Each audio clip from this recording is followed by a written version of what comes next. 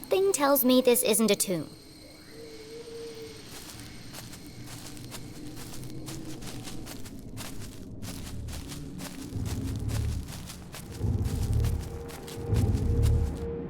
If the huge coiling wires hadn't made it clear, the hulking metallic shell certainly did. This isn't a tunnel. It's the entrance to another laboratory, just like the one in the forest. How many of these are there? The presence of such unusual and foreign objects in Arthurton begged even bigger questions. Who put them here? And for what purpose? It seemed to Jenny as if the graveyard itself had been built around the sphere. If something this conspicuous could be so easily concealed. What else is Arthurton hiding?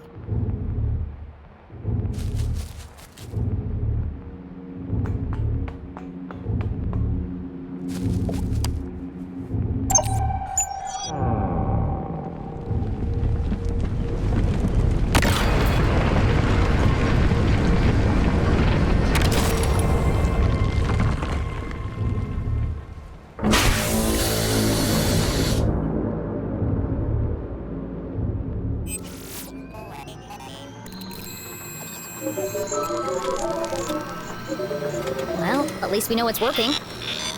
As a dozen intricate machines whirred to life, Jenny noticed a remarkable resemblance she had overlooked before. Some of this equipment looks like the stuff in Susie's lab. Can't believe I missed it before.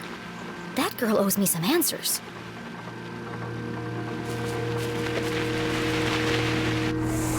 Another radio. Maybe these are used to communicate between laboratories. It was a hunch, but if it were true... Whoever's transmitting the message could be in another sphere somewhere in town.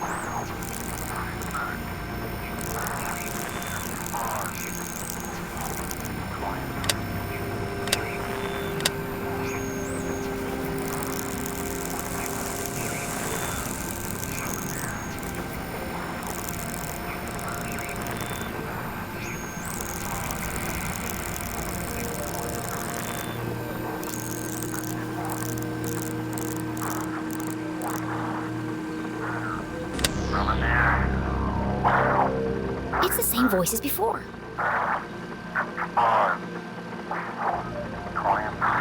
This code was different from the last. Just as strange, though. Jenny carefully transcribed the words into her journal. Let's see what the hawk and the weasel have to say about this.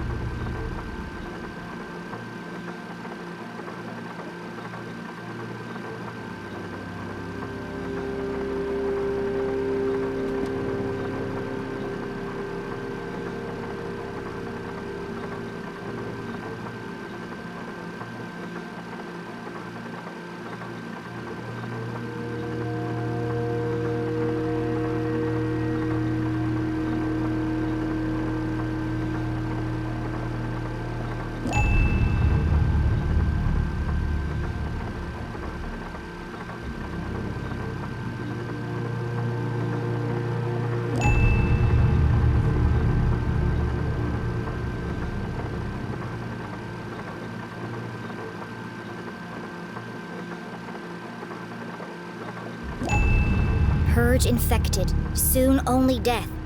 Forever silenced, despair herself is near.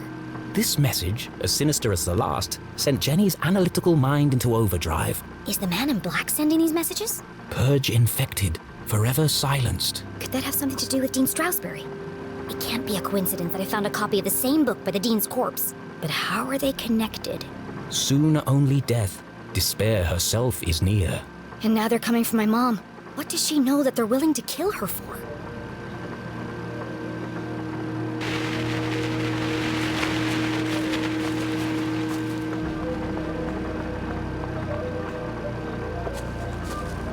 This contraption was new to Jenny, but something about it caught her eye.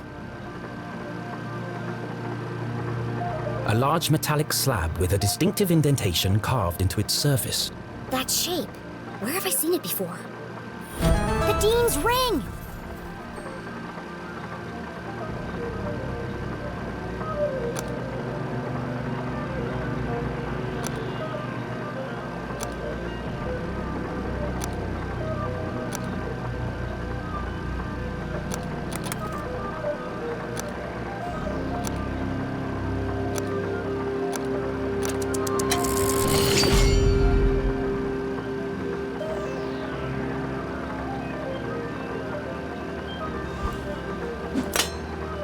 It fits. In fact, it fit perfectly into the slot, as though it were made for it.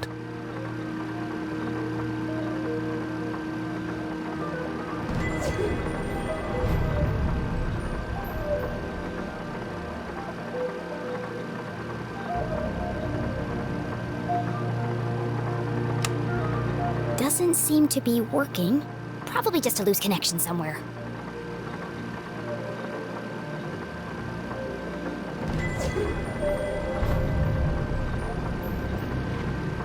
It looks like the arm rotates around this hinge. Ugh, I can't budge it. It's too heavy. A piece of rare Arthurtonian quartz, expertly carved and shaped with meticulous precision. Could be an antenna, or maybe a power coil. But where does it get its power?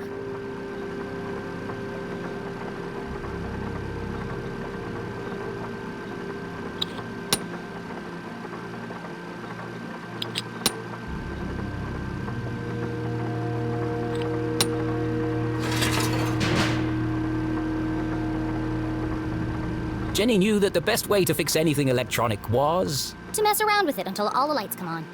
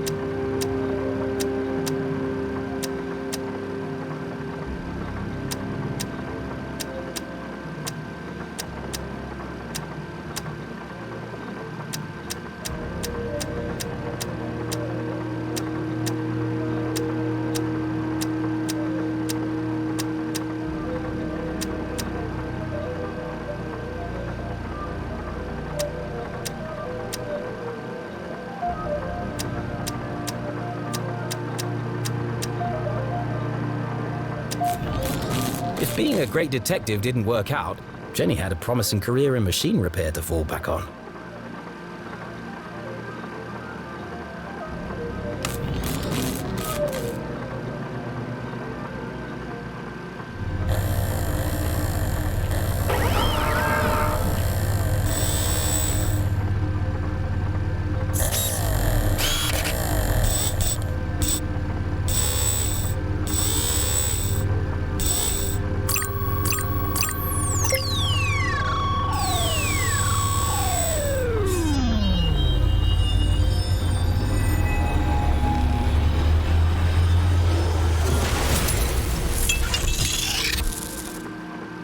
I could have lost an eye.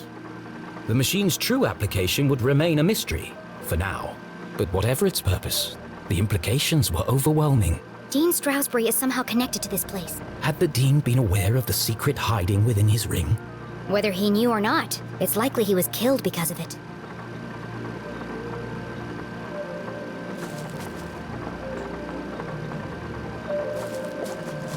Please enter authorization code to begin. 1, 2, 3, 4. Incorrect code. Of course it is. That would have been too easy.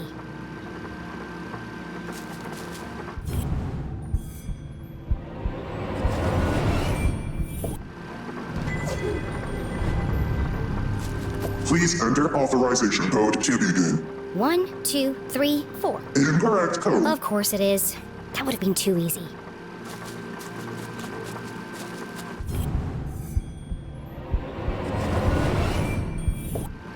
Hidden amongst a web of cables, the average eye would have missed it. But Jenny LeClue was a great detective. There's a book pinned beneath that cable.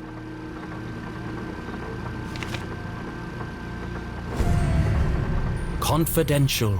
The word was music to Jenny's ears.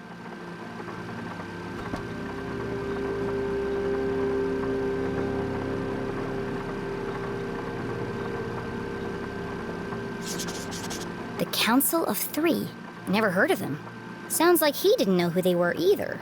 But they paid for all of this? Zazer. Jenny recognized the name, but couldn't put her finger on where she'd heard it before. So this lab is his invention. He called it a Zazer sphere. Well, at least I've got a name.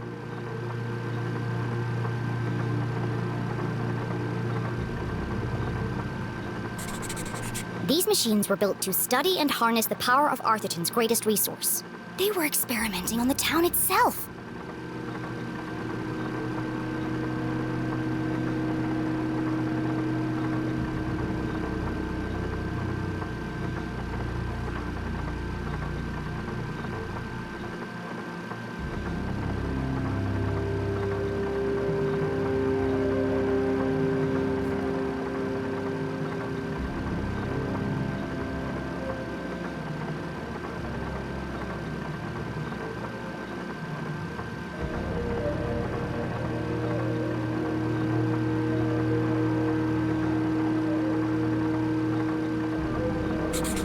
He designed a bigger sphere. Bigger than this? Did he ever build it? And if he did, where?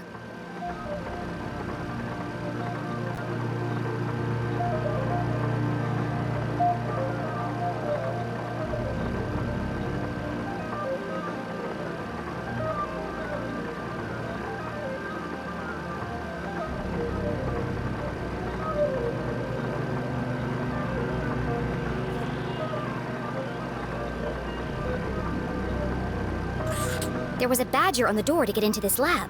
So this must be the experiment he was talking about.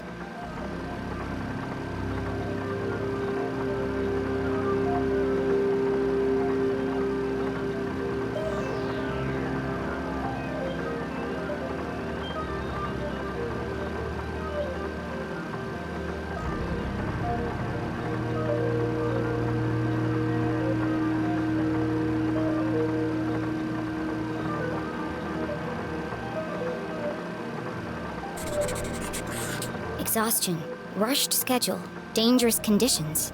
The parallels with her father's own working conditions were distressingly clear.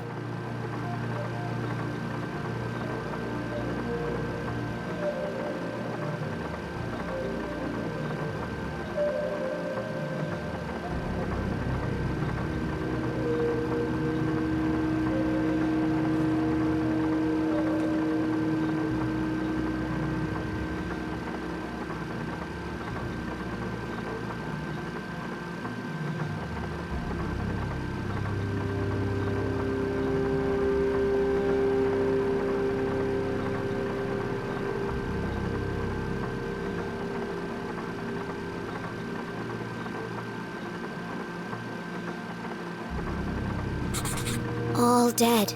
All my fault. The words echoed across the metal walls, ghosts of a past tragedy. What did he do? It must have been terrible.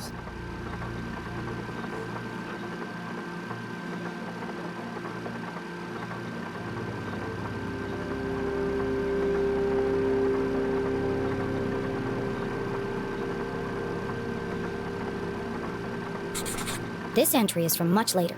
There are lots of pages missing. It seems that whatever happened before, he carried on his work long after. As is the case in all tangled mysteries, every new piece of evidence raised more questions than it answered. But she now knew the purpose of this Caesar sphere and the name of the people who had built it. The Council of Three. It wasn't much to go on, but it was a start.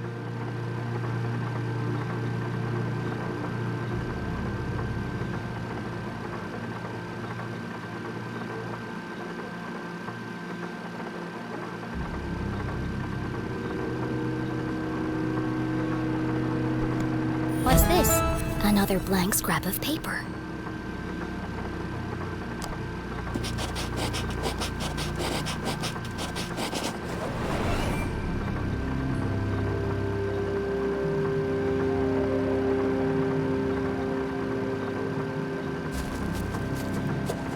Please enter authorization code to begin. 1028. Code accepted. System authorized and armed for activation.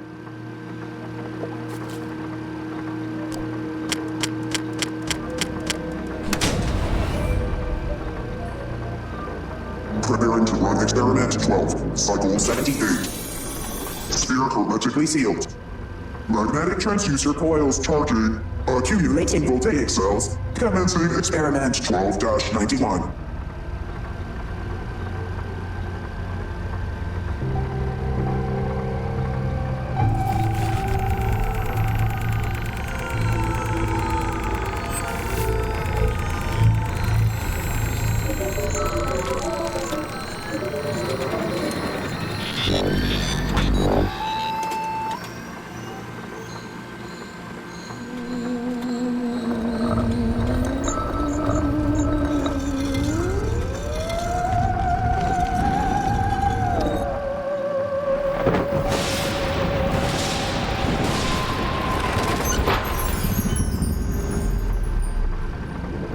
Radioactive safety margins cleared. Procedure 12 completed successfully. Decompressing spherical chamber. Remember, a healthy employee is an effective employee. Please leave the station for your mandatory 15-minute smoking break.